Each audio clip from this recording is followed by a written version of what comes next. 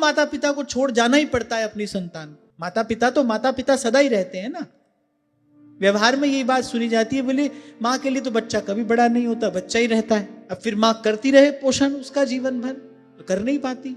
एक निश्चित अवधि होती है, माता के पास भी एक निश्चित अवधि है।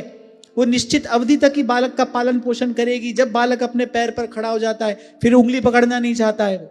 जब बालक खुद सोचने समझने लगता है, फिर माता की बात सुनना उसको अच्छा नहीं लगता। आप थोड़ा ध्यान से अगर जीवन देखो, आप अगर ध्यान से इस संरचना को देखो, कोई भी कार्य आपको एक थोड़े से समय के लिए करने के लिए दिया गया है। आप उतना समय ईमानदारी से कर दो और उसके बाद उससे मुक्त हो। इसलिए बार बार आपको कहता हूं, संसार के लिए आपका कुछ कर्तव्य है, पर करते करते मर नहीं जाना है। हमारे शास्त्र में संसार में प्रवेश की विधि भी है और संसार से मुक्त होने की आज्ञा भी है। कौन से शास्त्र में ऐसा लिखा है कि गृहस्थ में प्रवेश करो और गृहस्थी होकर ही मर जाओ? ये तो बात हमारे यहां की है ही नहीं।